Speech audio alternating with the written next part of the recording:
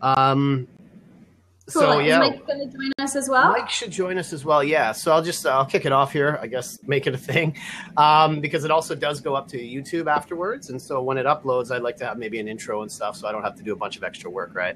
But yeah. So Whiskey Fridays, this is what we're going to do each week, just a casual conversation where we talk about business, life, sales, mindset, just helping people, sort of.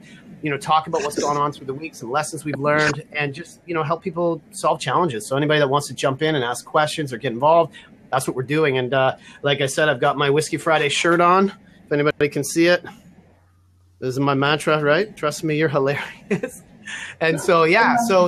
Today, remember I sent you an email. I wanted to chat with you about sort of, picking one unique skill and sort of niching in one idea, because I think I know for me that's the challenge with like this ADD personality a lot of us have, is to try and be all things to all people, especially when we're starting our business. We're not sure sort of what direction to take, and that's kind of what I sent out to you guys. Say, hey, let's chat about that, right? And so if anybody that's joining us, I can see a couple of people have joined. If you guys have questions on this, or you want to jump in, or even jump in and get on the screen, we're happy to talk with you. Nicole and I have worked together on a bunch of different projects, and this is the second Whiskey Friday that we've done. We just kicked it off last week, and it was an idea that I had about 3 years ago, but it was just a lot of work to try and launch it on YouTube and do all that kind of crap. So this is just way more fun. We get to sit down, hang out, have fun, all that kind of stuff. So that's what we're going to be talking about. So Nicole, maybe I'll throw it at you. The big question is, how did you decide to maybe tell about what you specifically do, and how did you decide that was the thing you were going to do? Okay, so and I'll drink whiskey while you do that. Yeah, I was gonna say, where's your whiskey? Yeah, I got it right here. So what I do is online consulting, digital consulting, but I focus mostly on social media, and that's developing your brand online in the social atmosphere, and then any kind of advertising that goes along with it, and especially training. Social media training. There's a lot of people who have their own businesses, small businesses. They don't necessarily know how to set up their Facebook page, don't understand the value of Twitter, don't really know what LinkedIn's for, et cetera, and I'm there to help guide them along the way, help explain to them which platforms would be best for their target market, because, not everybody does need Twitter or Facebook necessarily. So I'm there to help guide them along the way and teach them how to use the tools. So that all came about years and years and years ago when I was actually managing an energy management business, and we were doing energy management controls. So that business was really quite niche and doing a lot of energy saving for the malls. And those are big, lots of equipment going on, lots of things happening. The mall especially is a really interesting niche because there's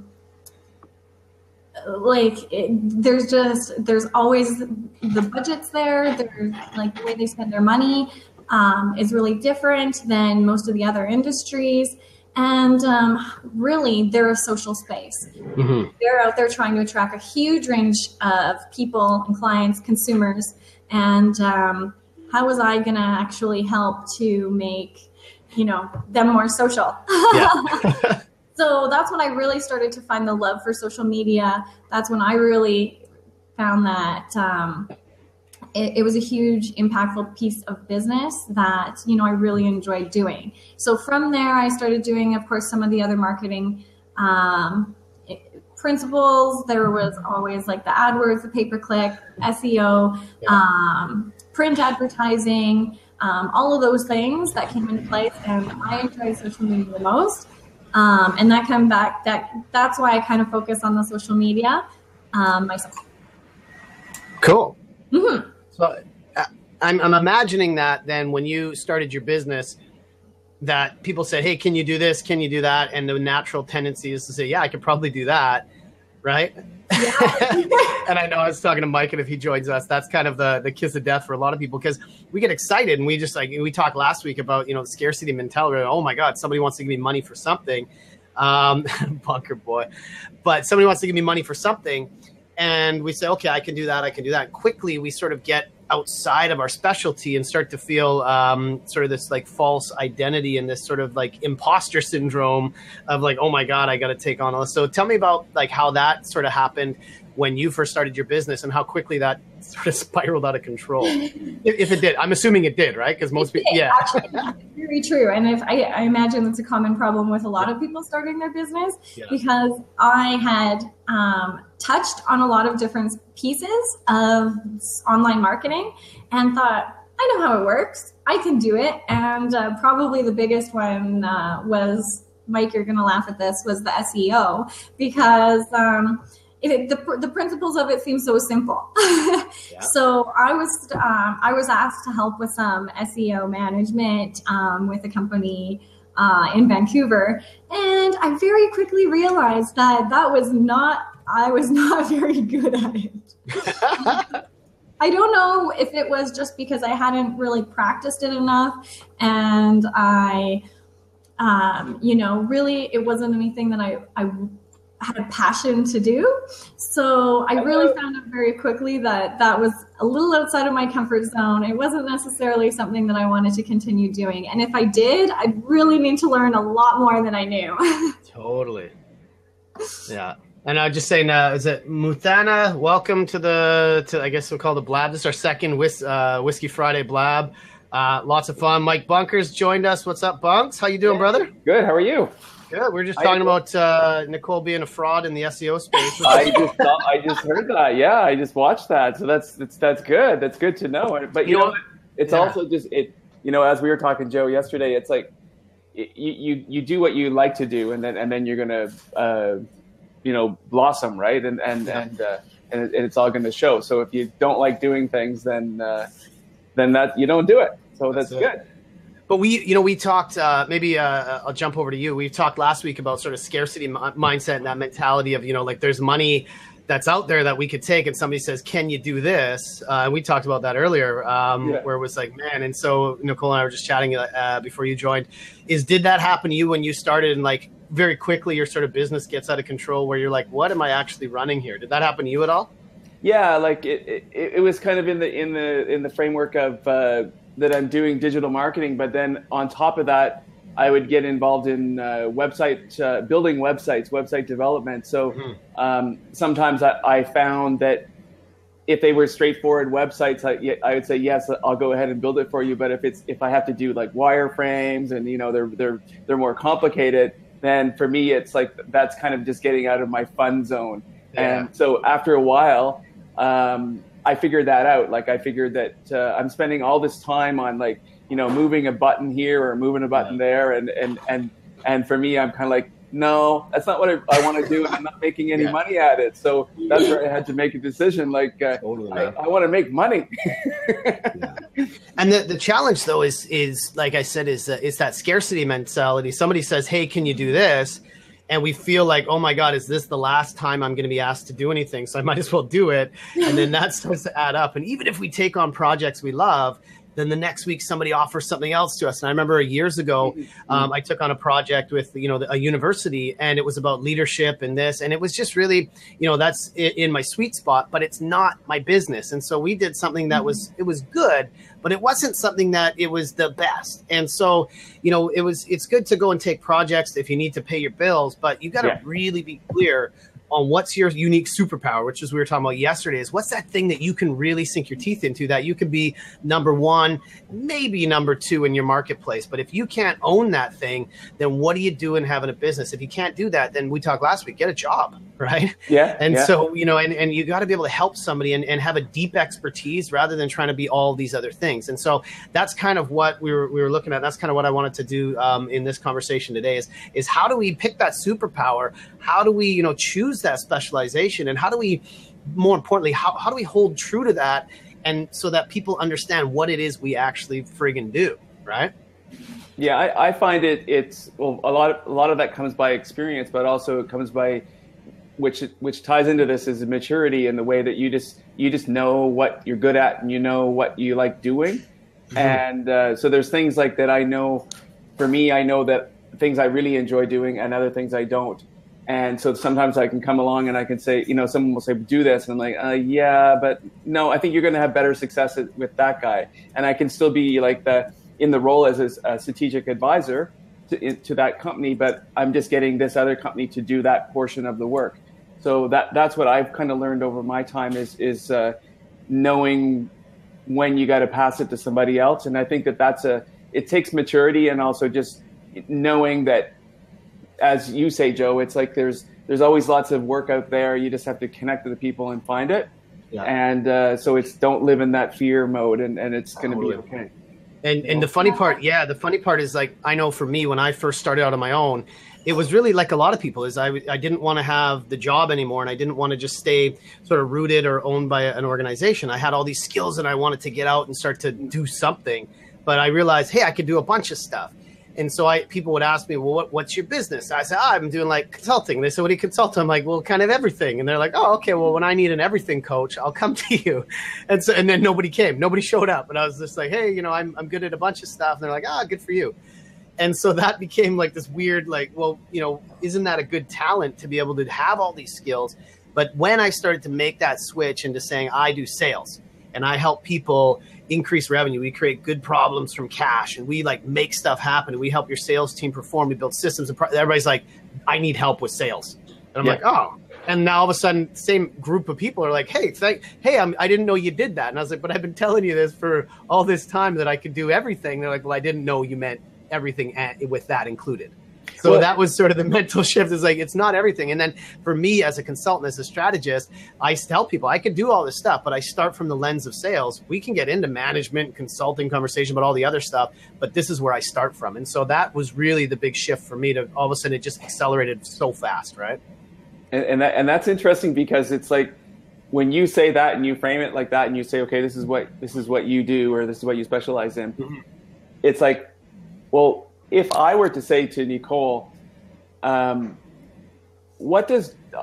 is what Joe does, and then I have my spin on what you do or what Nicole does, right? But that's where we've known whether or not we have successfully communicated what we actually do. Mm-hmm. Because it's like when someone else describes like, oh, this is Joe and he is, or he does, and that's kind of like, people will say to me about me, they'll say, Mike is my computer guy. And that's what they'll say. Sort of, but not really. Yeah, but they'll say he's my computer guy. Yeah. And I'm like, okay, well, I didn't want to get that label, but yeah, okay. And speaking of labels, it's really funny because I've been working with a leadership coach out in Calgary, and she was really hung up on what I don't want to just be a coach. How do I separate myself from everybody else and what I do? And, because there's certain things, but you know what? It's your brand is what, people say when you're not around, right? It's not what you tell them it is. And so in the end, is when people are talking about us, how much does our title really affect what they're saying? It's really what we're communicating to them that they're going to say to somebody else. It has nothing to do with what's on our business card. Mm-hmm. And I think a lot of people get really hung up on the fact that, I need to have this crazy title and it needs to be all encompassing and say everything. And really, I don't think it does, because it's what we do, how we speak, how we communicate, how they see us, what they see in our content. And that's how they're going to communicate what we do to other people. Totally. And it's a really interesting concept how that works psychologically. Yeah. I remember, Nicole, you were hilarious. I remember when we first started working together last year, and we had done some work on, the what do you do? And then we ended up at the same sort of networking event, and you were like, almost like that double Dutch skipping rope, like, oh, I'm ready. And somebody says, Nicole, what do you do? And you kind of looked at me and you're like, well, it was like the funniest thing that I've ever seen, because you were like so excited to like share your idea, right? I was at, networking's great and I love it. And I went to an event a couple weeks back, and I'm such an idiot because I took, I got the name tag and I write Joe. And then I wrote like my business name, like I've changed, grow, achieve. And people just looked at me like, all right, what's that? And they're like reading it. They're like, okay, that makes no sense. So I was like, I know better than this. I ripped it off. I went like Joe, sales coach. And everybody wanted to talk to me, right? They're like, oh, I need help with sales. I was like, why do we do these weird titles? The worst thing that I see is somebody starts a business and their business card is like, I'm going to grab a business card. It's like, hi, I'm so-and-so. I'm the CEO of my brand new company. It's like, CEO of what? Like, what is like, you're CEO of just your new job you made and that you're struggling at. Yeah. So use your cards, use your brand, use the what do you do as an opening to say, here's what I'm excited about. Here's the stuff that I can apply and get you excited about. People don't know how to work with you or what your thing is. They don't know how they can give you money, and they don't know how to tell other people about you. So you're just running around just saying, I'm the CEO of, doingstuff.com. And they're like, hey, good for you. And they have no idea how that makes any sense to them, right? Yeah, and then they can't communicate what you do either. Exactly. Yeah. It's like, I met that guy. He's a CEO of something. Yeah. It's like, I met a CEO today, and you look, and he's like, LinkedIn. He's like, yeah, I'm just recently homeless and whatever. And it's the same thing as, this whole idea of, we need to sort of create this false identity and try and impress people. It's really has nothing to do with that. Like everybody's struggling with stuff. If you can help somebody solve a problem, that's your business, right? That's the superpower. So that's kind of what I wanted to chat about today is, how did, when you started, I'll ask you guys both this question. When you started to offer services or try and help people outside of that like narrow niche, what lessons did you learn from that? Like, I'm assuming there were some pretty tough lessons when you started to go past your skills, right? Yeah, I think for me, it's I learned about like making sure that I was clear on what I wanted to do, but also managing expectations of clients. And in one case, I had a client that was I was building a website for her, and then it just became this never ending bathroom renovation project.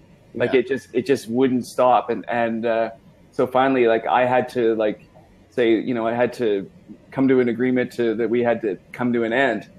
And so I learned kind of the hard way and it was my fault because I wasn't really, I was too casual in my my approach. And so then I had to be, to learn to be more like strict. And so that was a really big lesson for me. Yeah. I like that.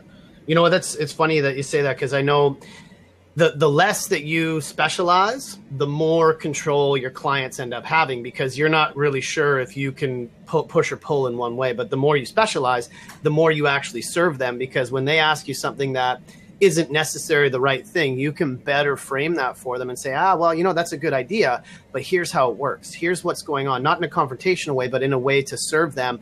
And that niche, that ability for you to niche and say, here's my specialty and you guys work together on it. That's awesome. Hey, look at this guy. Didier is going to join us. Yeah. Now we're talking. We're talking to the guy that's niching. This guy is the bomb. What is up? Hey, guy, big hair. I like the hair. This guy went on hair. It says, went on air. There we go. What is up, man? I actually just woke up, man. Yeah, you look good though. Yeah, you're good. Like your hair just got. You just your woke hair up. Is just like natural, straight out of bed. Yeah, I'll give you props for that, man. So Didier, let's get you on board because you just rocked out this new business, Clash of Arrows, and I know you from. I don't know you since you were this big, right? Since you were like 4 years old. I don't know how old you were, but the thing about you, man, is that you started when we first started chatting a while back. Is you always throw ideas at me. You've always got stuff going on. And now recently you've started to get into your own where you're really this entrepreneur. How have you sort of transitioned into like this sort of unique skill set, this unique superpower where you're starting to feel like you're comfortable in what you're doing? And maybe are you? I would say that it's more of a understanding. It's kind of like when have you guys seen the movie Life of Pi? Yeah. Yes. You know when the dude gets stuck on the boat by himself with the lion? Mm-hmm. And after a while, in the beginning, he's scared crapless about the lion. He's like, man, I'm going to die. Yeah. And then after a couple of days, a couple months, he's just like, you know what? This lion isn't really that bad. The lion's actually a pretty cool guy. And you get to grow and learn with it and you make a connection with it. And it's you're still in a vast ocean. You don't even know what's going on. You don't know what shark's going to come kill you or Or if you had some friends like the baboon or was it a baboon or the monkey that was on the boat? The monkey, yeah. The monkey gets killed by the hyena, and you're just like, oh my god, what the hell is going on? So it's I've always had many ideas and many concepts. I've always pushing them to Joe, and Joe's always been like, yes, no, okay, and he's like crazy. I'm like, but it's right now I've been able to dig down deep and focus on one project, and it's always been a headache, but it's like having the lion on board with you. It's equally scared as equally safe and powerful that it feels. And that whole analogy with the lion, like that's so true when you're starting out in business, because you have so many lessons to learn still, and it's like you feel so good about everything, but you're jumping hurdles like every couple feet, and it's like you just got to keep jumping higher and higher and just taking it as it comes, and it's all about getting back up and saying, wow, what is it? Yeah. Able to, it was a tiger. It was a tiger, brother. I was like, is it a lion? But but I didn't want to say it when you're talking, because I just, what you said, man, is that so profound. It's like your business and everything that you're doing is really like that lion or tiger in the boat with you. And at first it's like, I don't like this relationship. Eventually you kind of get each other till eventually you're like synchronized and you're starting to do things together. And, it's that movie. I don't want to, spoiler alert if anybody hasn't seen the movie, then the tiger leaves. But man, I could imagine if they went into business together, they'd kill it. Maybe that's how they started Tiger Direct. That's and that's also a big key thing that I haven't had to go through that now. I have had to go through it where you have to say goodbye. The same way at the end of the movie where the lion goes away and the kid's like, dude, you're not even gonna look back at me and like acknowledge that we just went through all this crap together. Yeah. And the lion's just like, bro, I'm dipping, man. I'm going to the jungle. I'm out. So it's the same concept where relationships you have with people, clients, businesses, every time you're doing something, you have to accept that it might just walk away and it'll never look back at you, Yeah, I've had that before too, man, where like, a job or a project, and at the end you're like, you think that because it was such a big deal, I had a job I was at for 15 years, and at the end of it, all of a sudden it was just over. And you're like, but there's no big, it's just now you're just in the next phase, right? So it's kind of like that with a business is, you do a project and it was all exciting when you started, now it's over and it's the next thing. And so it's hard. I think you got to always remember to celebrate those victories and celebrate that stuff, but don't rely on that, that extrinsic factor to motivate you, right? You got to go and dig deep and go after the next lion and tiger and bears. Oh my. Right. Yeah, and use the energy or your superpower to go and find the right work that that you're really happy doing, because you'll learn a lot of lessons in every project you take on, and then it really helps you focus more on doing better and working with the people that and attracting the people that you really want to have those business relationships with.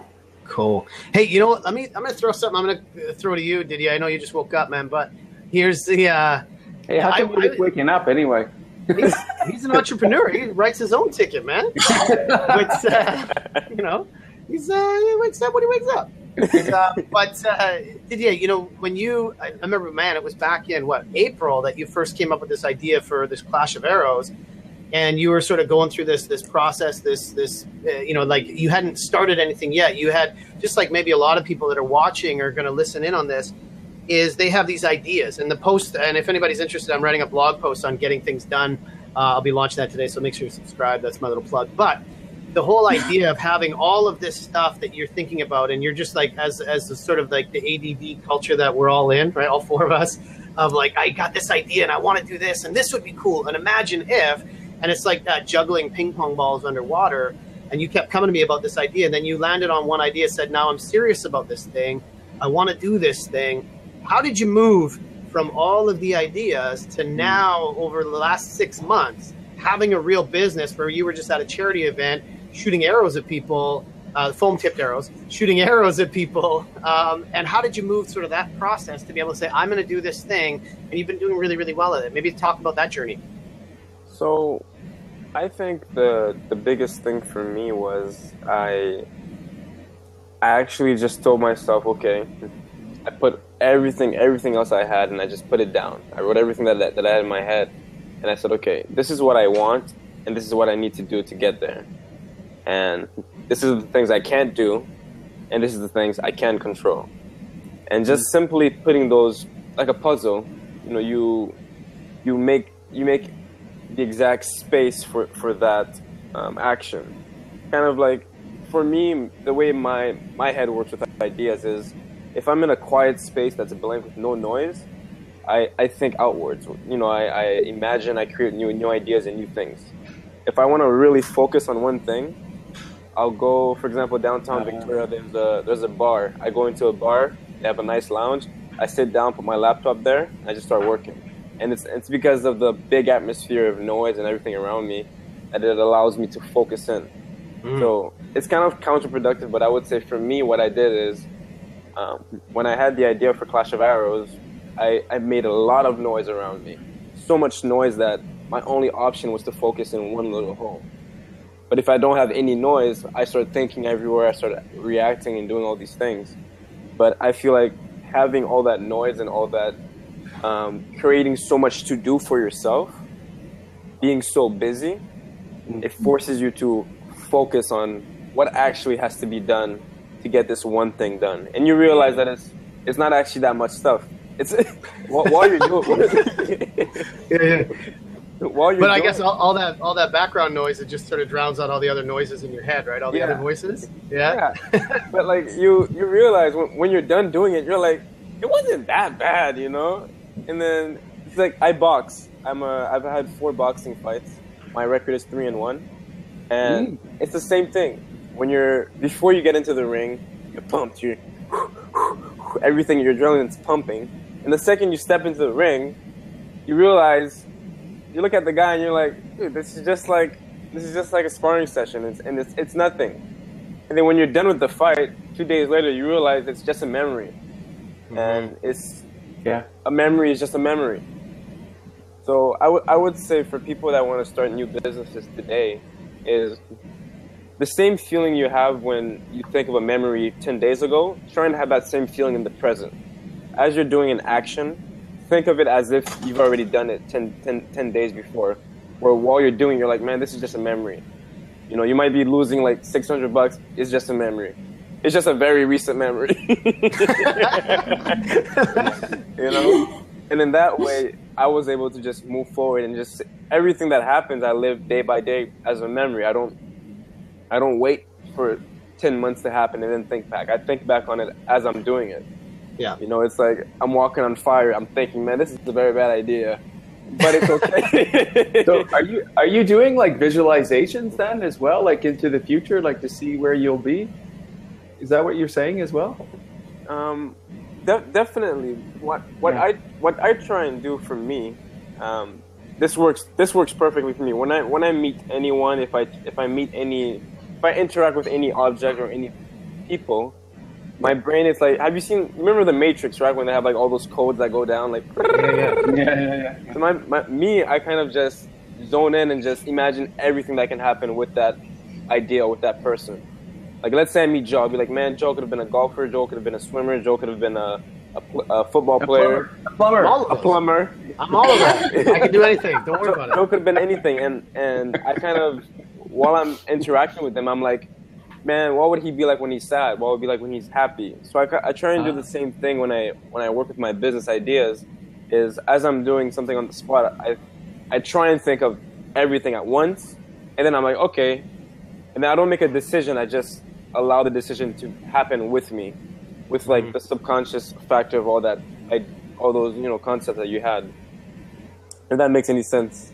Totally, man. And you know what? I referenced this last week. This book here, Thinking Fast and Slow, this is the bomb, man. And it's thick, but there's a whole series of things I do on like unconscious and subconscious behavior. And with Thinking Fast and Slow, I told all you guys about this, is there's 2 sort of systems in your brain, the system 1 and 2.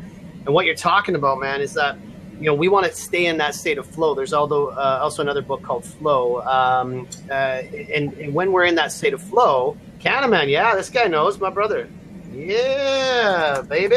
I love Daniel Kahneman. And so when we're talking about this being in the state of flow, it's that sort of natural, like I can, it's that whole concept I tell you guys about, like, don't be such a weirdo, right? Not you guys, but just don't be a weirdo when you're talking to people. Get into this state of flow. Get really comfortable with like two humans talking, but be willing to now start to engage that conscious brain, is what you're saying. So be able to visualize that beforehand, but then in the moment, can you sort of like step out of your own body and watch what's going on, so you can better identify, little nuances and things that you can do, right?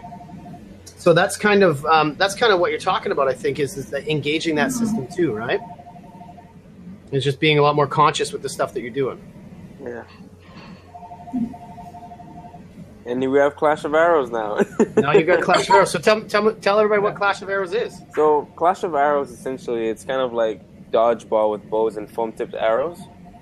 And it's a game where you have two teams of 6, and they just duke it out and fight each other, kind of like paintball or laser tag. Yeah. And everyone has a paintball mask on, and it's just a fun thing for people to do. Birthday parties is just amazing, and I was the first to bring it to Victoria. I just put the website in the link. Click on that, and you can see some stuff. And you know what I love is that right away you started to get like publicity and press, and everybody wanted to get a piece of Didier, man. Everybody wanted to get a piece of Clash of Arrows, which is cool. Yeah, it was good in the beginning. Some of the press was too fast, I think. Yeah. But hey, it was still press. It was good. Yeah. And you know what's? I was watching a really good video by Gary Vaynerchuk just about like this whole idea. I think I shared with you guys before about the overnight success. There really isn't any overnight success. To be successful, it takes 20, 30, 40 years of just constantly doing something, each and every day to build on that. And even just like for Didier, you didn't all of a sudden just start a business. You've been working at this stuff for the last 5-6 years, but then everybody always goes, "Oh, you're so lucky you found a business that's going to work for you." No.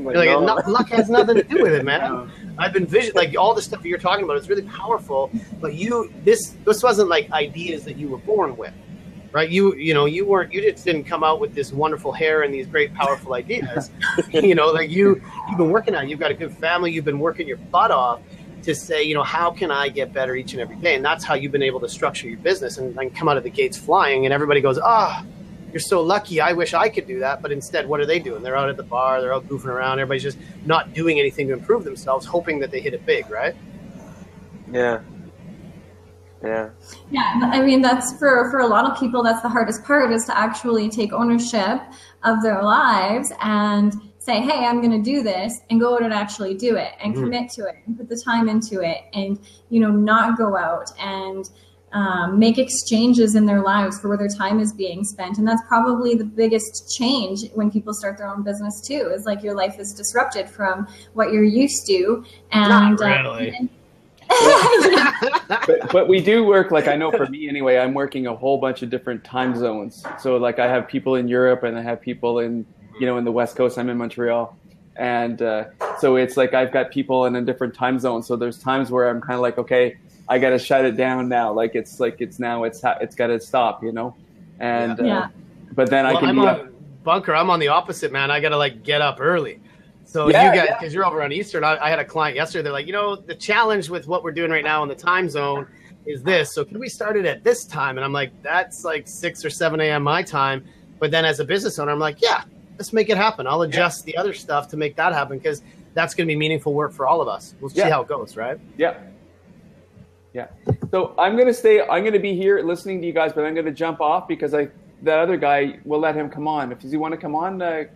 Who's that? Anybody? Yeah, anybody wants to join? Yeah. If anybody wants to come on, right in there, and then I'll go out. Otherwise, I'll stay. But I want to give my space if someone does want to talk. Yeah. Yeah. Who votes to kick Bunker?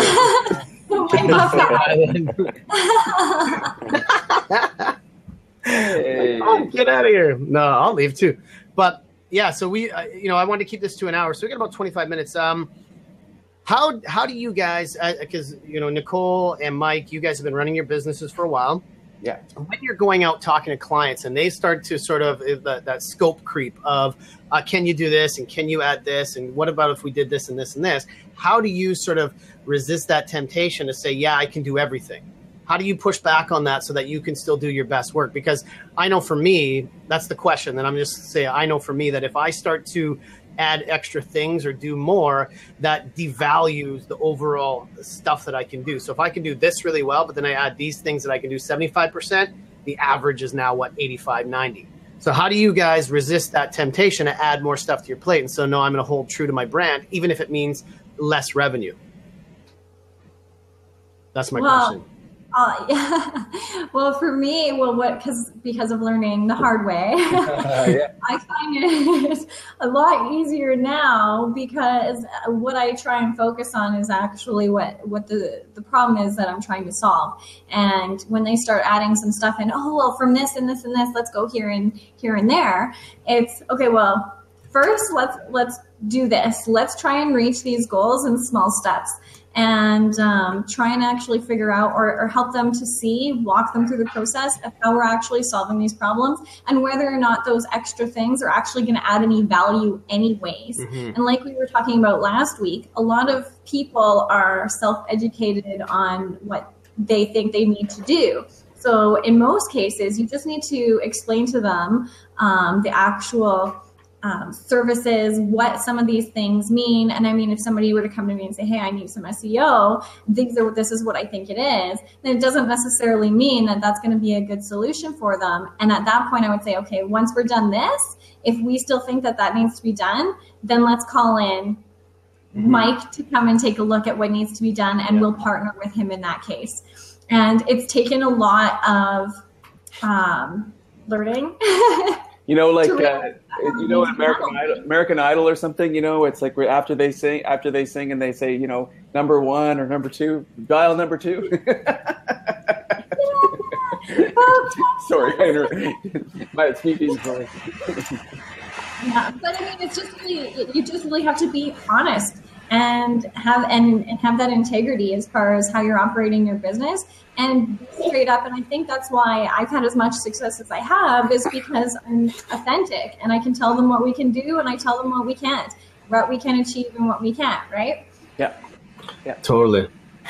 Yeah. And it's funny is I just took on a brand new project that kind of, it was outside of the scope that my normal process would be. So I thought, why would I try and pretend that I can do these other things?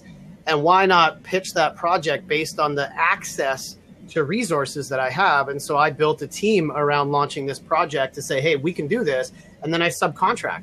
So rather than saying I can do these 10 things, I say I'm good at this, and I've got 9 other experts or 1 other expert.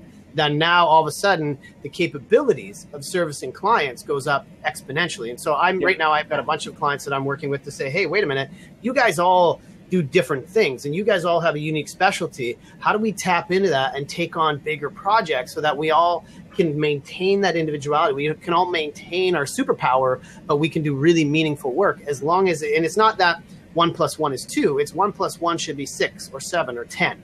Right, so that's the key to that, is to be able to keep that superpower so you guys can accelerate growth. And they just want it. They want it like a quality result, a quality product, and they trust you that you are going to. You've already found the people that can do the job properly, and it's a big relief for them because they don't have to go and do it themselves. So that's what, for me, often I'll say I don't do that type of stuff, or like I'll say, for example, like. If someone wants me to, they'll say, oh, I need to get my business cards done. I'm like, oh, I'm not doing that. But this girl over here or this guy is going to do it. Just go there and go talk to them. And I don't even want to have anything to do with it. And so, but then they're happy because they get a good quality person, and then they don't have to go and find them. So that's one thing I found. Yeah. Yeah. What's funny is one of the things I was just thinking about as we're talking is one of the things you can do to really accelerate growth in your niche is be the master. I'm going to say this in a weird way, be the master of the 3-way. Okay. And what I mean by that, I don't know what you guys are doing on the island over there. That's it, man. The island. Look at this 3-way right here. But the master of the 3-way is the sort of idea. It's like, get so good at doing 3-way introductions, right? We have every week, every 2 weeks, I have a group that we get together, and there's about 8 of us. We sit in a room and we say, here's the projects I'm working on. Here's the ideas. Here's the new stuff I'm doing. We do a little bit of an intro, but it's not about a networking event, we say, now here's who I'm trying to get connected with. Here's the business I'm trying to work on. Now, who knows somebody? Yeah. And so we get together and say now, and I just got an email from somebody just like 5 minutes ago. He said, hey, these are the 3 people that I would love an introduction from you because you're connected with them on LinkedIn and I see you guys chat this way.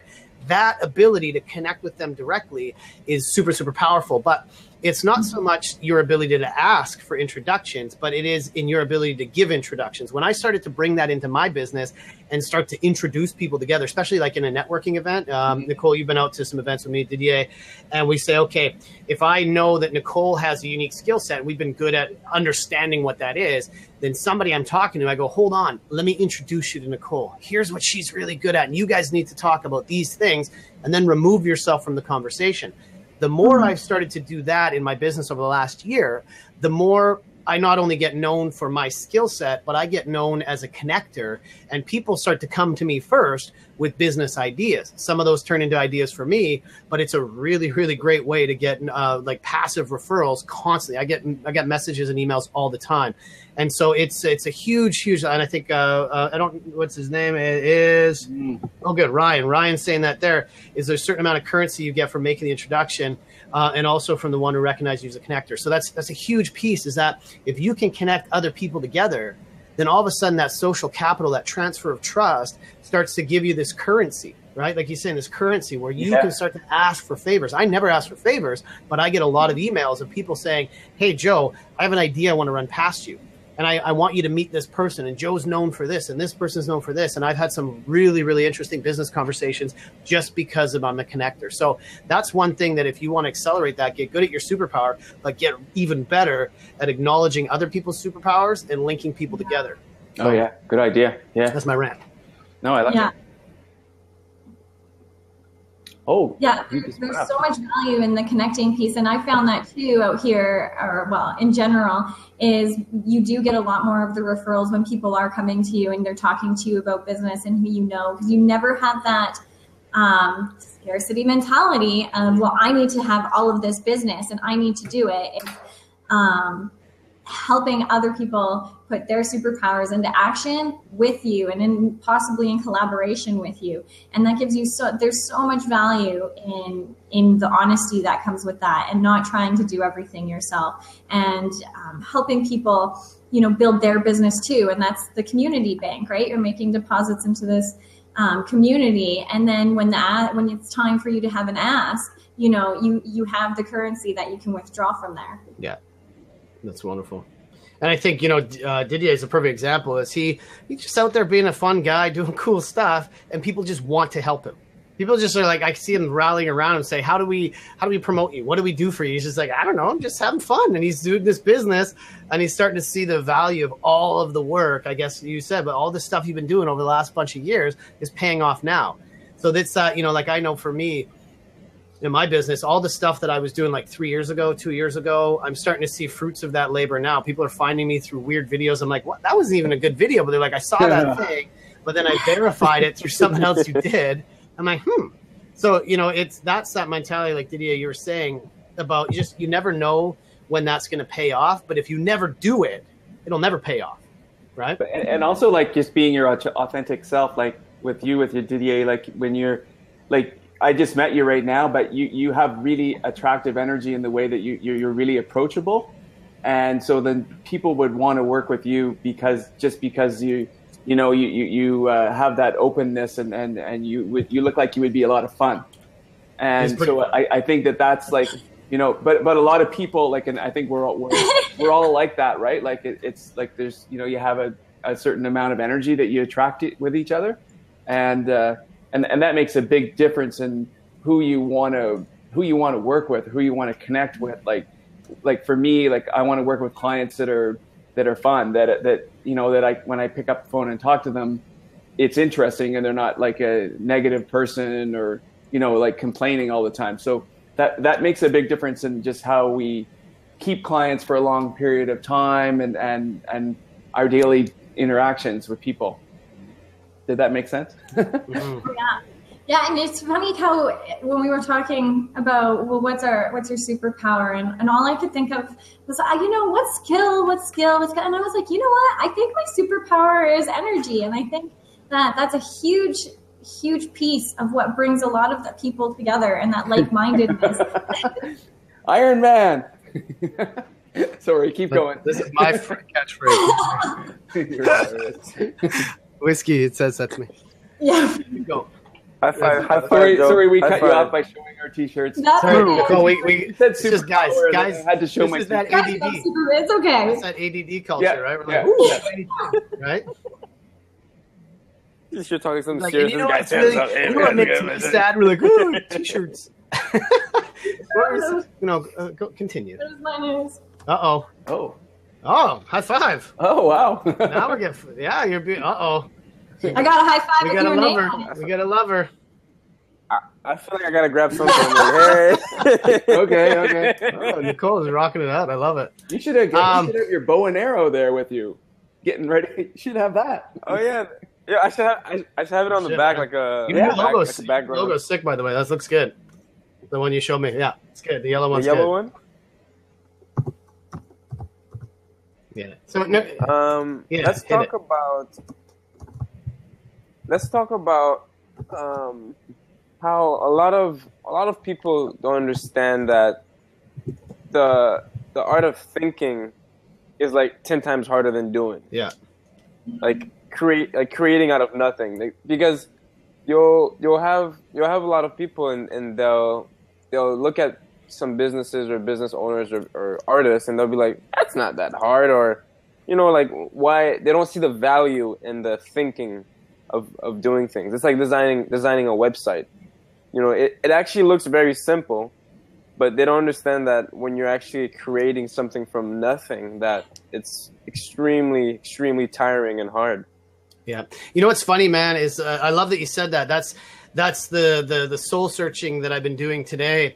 Is I have a lot of people that come to me. We do a lot of training. I do weekly sessions with clients and things. And I the one thing I loved about working with Nicole was when we first started chatting, it wasn't so much about like there's all this stuff we need to like cover and all the content and the information, but it's really about taking action on things.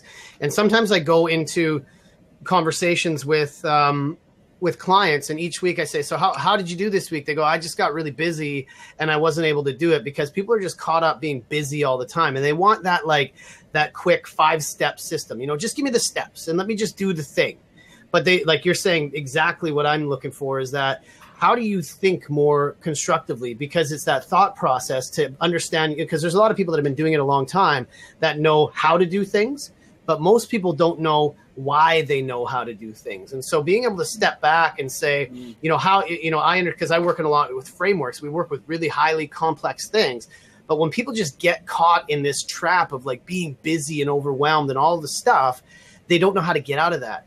So in order to get out of it, you got to be able to think. You got to understand the behavior, the process, the psychology, the mindset, all the stuff that we're talking about. So you could say, hold on a sec. It's okay. I remember last year when I worked with my spiritual coach, that was the biggest thing we looked at, is just say, how do we step out of this like hamster wheel that we're running on and look at it objectively? Because what's the purpose of doing all this stuff if we can't have fun, if we can't enjoy it, right? And so being able to step out of that and say, what's that one thing I'm going to take action on? What's the idea that I want to see come to fruition, and be able to actually have something tangible. And I think I've talked to you guys before about people call me and say, how do you, come and do like some motivational speaking? And I'm like, I don't do that. What I look at is like, let's get shit done. Right? Let's actually get something done, and that's going to motivate you. And so it's that thought process of taking ownership on things, I think is really, really important. Is that kind of what you're talking about, Didier? Is that idea? No. Let me think about it. kind of, but Okay. no. What I was more thinking about is just the pure art of creation, just the pure art of creation itself. When just for people who want to be entrepreneurs, I have a lot of friends that since I've started Clash of Arrows and they've been seeing me doing all my things, and I'm on the news, I'm on this, and they're like, dude, how are you doing this? And they're like, blah, blah, blah, blah. And I try to explain to them that you have to think, but not really just think, but it's more of the fact that you have to understand that there's more thinking involved than actually doing. But you don't think too much. If you think for like too much of the time, you're not gonna do anything. Because I see it as, 90% of it is thinking, and then 10% of it is actually doing. 90% of the time, I'm just there thinking, okay, how am I gonna do this? How am I gonna make this better? Drawing on a piece of paper. Just a lot of thinking. What's his name? He just said, I think what Clash of Arrows is getting at is that gear change that has to happen when you switch into the flow state, as Joe George was talking about before. And yeah, it's exactly that. You have to be able to flow and adapt it, but really just for future entrepreneurs, I always tell my friends, you need to understand that the thought process of doing something is actually very, very hard. Mm-hmm. It's not easy. It's harder than lifting weights. Lifting weights is easy. Yeah. Are you like getting out of the analysis paralysis where all you think about is just thinking and you never actually think what you're thinking and put it into something tangible? Yeah. Well, what's funny is I was saying like I know so many people that like read all the books, they listen to all the stuff, they do all the things, but they never improve, right?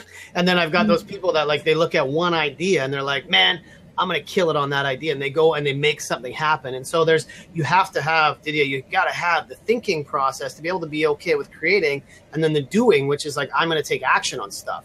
And when people are sort of doing one or the other, I mean, I have a friend that he went to Bali, Mike, Andy Murphy. And he said he went to Bali and he was like, he wanted to do some business. And he said, man, everybody there is all blissed out. They're like really thinking and being spiritual. They're not doing anything, which made him feel nervous because he's like, I want to make things happen. I'm like, I would lose my mind if I did that. But at the same time, the people that are so hyper focused on all the stuff they got to do, that stresses me out. So it's that balance, man. You give yourself permission to stop. Let's get things done. You stop and you just think about things. And then when you do that, as you said before, you get out of the rat race and you just sit in a better position. And then ideas come, and then you get more focused, right? Mm. There was a cartoon that went around on Facebook the other day, and it was, how everybody's walking around with their iPhones, and they're all like, they're basically walking like zombies down the street with their iPhones. And so then there was a whole bunch of people on a street corner, and they all had blenders. And then the joke said, Apple just released a new blender. But it's like, we're just like, we're so, when right now, like there's times where I bring my phone to the gym and then I'm like checking my phone between sets, and I'm kind of like, I got to get back into the pool and like swim and just get away from my damn phone. It's like, it's being in the zone. Like, yeah. Totally, man. But at the same time, as an entrepreneur, like you always have to be on, right? Yep. And everywhere. And so it is a little bit harder, I find, to get away from that. And when you wake up, you have to be on and especially working in the different time zones, right? Yeah. Yeah. I'm always checking that. So it's harder to separate yourself from your phone, and it's harder to separate yourself from the rat race because you're so involved and you're always in it, and it's always in your head. What are you doing? What do you want to do? Like, who are you going to talk to next? So I find that, running your own business, it does make it a little bit harder to step back and say, okay, I don't want to see what's going on. Totally. Sorry, I was just busy on the side of the comment here. Okay. Yeah. So I'm learning because this is my second blab, and I'm getting people are hitting on. I don't know how it works. This blab is not a pickup spot. This is awesome. Well, you're a hottie. But let's keep it there. That is the social media. You never know what happens. How come nobody's hitting on you, man? I would hit on you first. That's what I would. You're sexy, man. Oh my god! Oh, props! Oh, good god! Fun, man. You know what they should implement on Blab? What's that? I think this would be really cool if they implement like a screen viewer. So how like I can like switch something on and then you can see my computer screen. Yeah. It's beta, man. I think there's if you go on the forums, there's a whole bunch of stuff that people are asking for different features. They launched this thing and all of a sudden it's taken off, right? So there's a lot of stuff on there. And you know what? I like this. I'm just trying to think what I keep forgetting his name. It is Ryan. Ryan, man, why don't you join us in the conversation? Give me a heads up if you want to jump in. Just go a hell yeah in the comments if you want to jump in. Let's hear you talk. You got some good ideas here. Let's kick somebody out. Yeah, I'll step down and then you guys. No, he's busy. So he's busy. Maybe in a bit.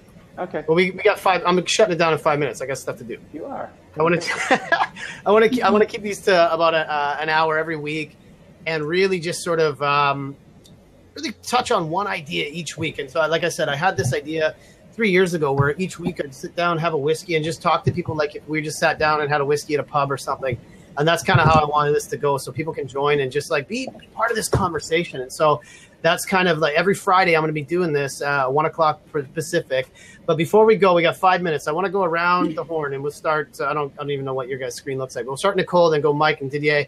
Finish off and just say, what's the one thing that you guys are going to work on over the next little while to make sure that people know what your superpower is? If you have an idea of something you're going to go and say, I'm going to start saying this more often, or I'm going to do this more often. Maybe start with Nicole. Oh, don't start with me. I'm sorry with you. I said I would. You got to go and go. What am I going to do that is going to let people know more about my superpower? You know, maybe that would be working on my, what is it that the what you do, the whole spiel. Because when I'm out and I'm meeting people, you know, maybe I need to be a little bit more clear with what that superpower is, and not just talking about the actual activities of what I do. Hi, Jamie. Yeah. your lady's getting hit on Blab. It's great. That's why he came in. He knew. He came just in time. So you're going to get better at, sorry to cut you off, but you're going to get better at helping people understand what it is that you do and when you talk about it. So they go, that's cool, right? Yeah, the whole, what do you do? Yeah. Cool.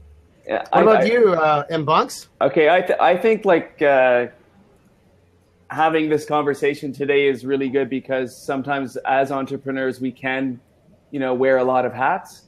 Mm-hmm. And I know for me, like what I specialize in is SEO, but then I do other things in the digital world. And so I think like it's just communicating to people, like to my clients that that's what my main specialty is. But then I've had other clients that go, oh, I need someone to do my AdWords. I'm like, well, I do it for you. So it's kind of jumping around, you know. So I mean, to answer your question, it's me being clear in my head what I do, and communicating that. I guess it's just keeping it simple. Yeah. Cool. Keep it simple. What about you, Clash of Arrows? Didier? For me, it's a bit different. For me, I think it's letting others tell my story. I think that's a very important thing because when it's different when you go, like whenever I have ideas, I go to people and I'm like, hey man, my cousin came up with this amazing idea.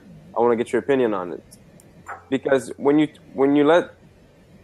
tell someone the story of someone else, they see it in a different way than if you were telling your own story. Mm-hmm. Because in the beginning of entrepreneurship, I feel like all we're doing is we're just running around trying to tell our story. We just we're like, read my book. Yeah. You know, and you want to tell everyone your story. But I think for me right now, what I've been trying to keep growing, this is gonna be a yearly thing, take at least 5-10 years, a long time, but I want others to tell my story. You know, and I think that's when in entrepreneurship, that's when you're able to really grow out from who you actually are, is when others tell your story. So with me, with Clash of Arrows, when I attend events, when I go to places, when I meet people, I try and give an impact. I try and share greatness with people so that when I leave, the residue stays with them and then they can then tell my story. So that's what I've been trying to work on more, letting others tell my story. That's cool, man. That's really cool. Yeah. You know, the funny thing is I'll finish off with sort of with my stuff. And the thing that I'm thinking for you, man, is when when you're out there and you're talking to people, there's a disconnect, not you, but just in general, there's always a disconnect between how you tell your story and how others tell your story. And so what I think the goal that I'm looking at is how do we make sure that the story that I have in my head is the same story that's being shared, and being able to connect that and be able to bring those feedback loops in and say, that's not quite it. And if that's not happening, it's not their fault for telling my story wrong. It's my fault for not promoting it right. And so that's going to be my goal over the next little while, is to make sure, because recently I just went and got all my headshots done. I rewrote my bio. So I have a long bio, a short bio, a micro bio. So everything I do is consistent, because before that, it was just me just saying a bunch of stuff. And if you're just out there saying a bunch of stuff, how do you expect anybody to be able to share your story? And so that's where you need to be able to, and I'm saying for myself, is I need to be able to share with people, this is what I'm doing. When somebody says, what do you do? It's not, hey, well, I do this. It's here's what's going on. Here's what's exciting. So they start to go, oh, man, that's cool. What about this and what about that? And that's really the goal. So that's kind of what I want to close with, is just that, whatever you're doing, just get good at helping other people understand it, and stop being upset when people don't get it. If they don't get it, that's on you, right? So that's what I'll end with. And you know what I'm going to do is I'm going to now click pause the recording, and then we can just we can chat.